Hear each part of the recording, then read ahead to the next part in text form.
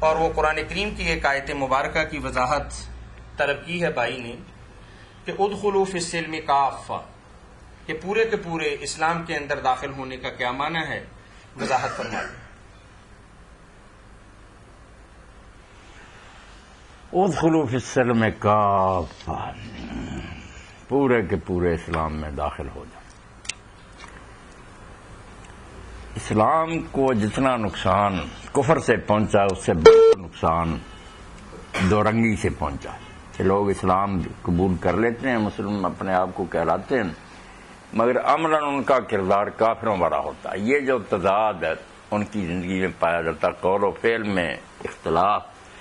کہتے کچھ ہیں کرتے کچھ ہیں، یہ کھلے کافروں سے بھی زیادہ دین کو برباد کرنے والی بات ہے۔ اس لیے ایسے لوگوں کی مردم شماری سے ہم کہتے ہیں کہ مسلمان اتنے ہیں، وہ ایسے ہے جیسے کسی کے جسم پر بیماری کی وجہ سے بہت زیادہ گوشت آ جائے، وہ سوج جائے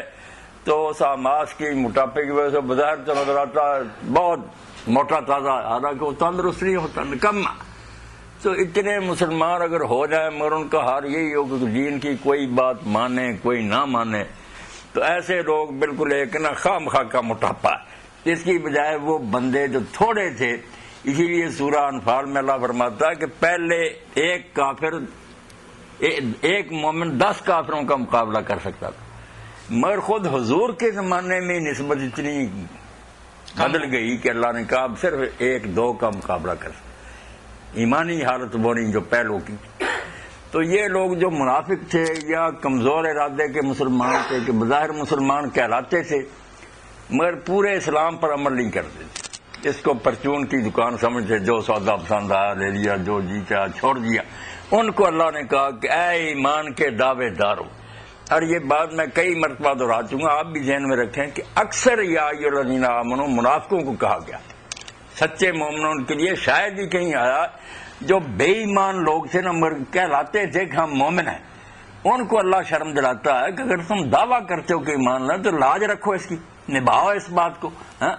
تو ان کو اللہ پاک نے کہا کہ اسلام میں اگر داخل ہوئے ہو تو پورے کے پورے ہر حکم اللہ کا مانو، یہ نہیں کہ کوئی باتیں اللہ کے دین کی مان لی، کوئی کہا میرا نہیں جی چاہتا یا مجھے اس میں کوئی مشقت نظر آتی ہے، تکلیفیں ہوتی، چھوڑ دی۔ جیسے اب ہمارا کسی کو نماز پسند ہے پر روزہ نہیں رکھ رہا، کوئی حج عمرے پر بھاگا پھرتا، زکوٰۃ نہیں دیتا،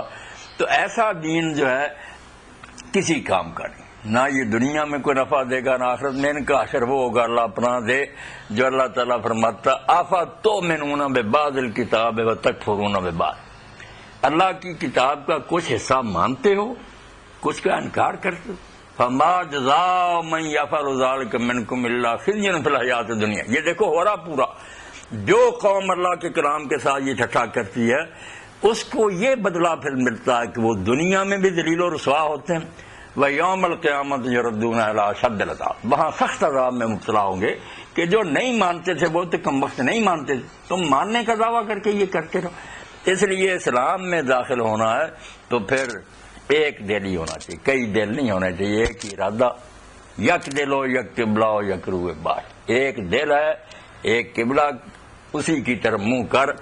یا اللہ کا بن جا، نہیں بنا جاتا تو کفر اختیار کر، کم از کم دنیا تو بن جائے گی تیری جیسے ان کی بن گئی۔ جو یہ ایسے مسلمان بنو گے نہ دنیا نہ آخرت کچھ بھی نہیں ملے گا۔ تو اس لیے اللہ پاک نے وہاں یہ بات کہی، ان منافقوں کو دین کی آسان آسان باتیں مانتے تھے، جب مال خرچ کرنے کا مرحلہ آتا جان کھسک جاتے، تو اللہ نے کہا اسلام میں داخل ہونا پورے ہو، ولا تتبعوا خطوات الشیطان، یہ شیطان کے نقش قدم کی پیروی ہے کہ کوئی بات مانی کوئی نہ مانی، یہ ان کے بارے۔ تو زیادہ آپ دیکھیں گے کہ یا ایھا الذین آمنوا، اللہ تعالیٰ بجائے صاف کہنے کے کہ منافقوں بے ایمانو ایسے نہیں کہتا، اندازہ جو ہے نا وہ یہی ہے اللہ تعالیٰ تربیت کے لیے کہ ان کو مومن ہی کہہ کر کہتا ہے کہ مومن کہلاتے کو حیا کرو۔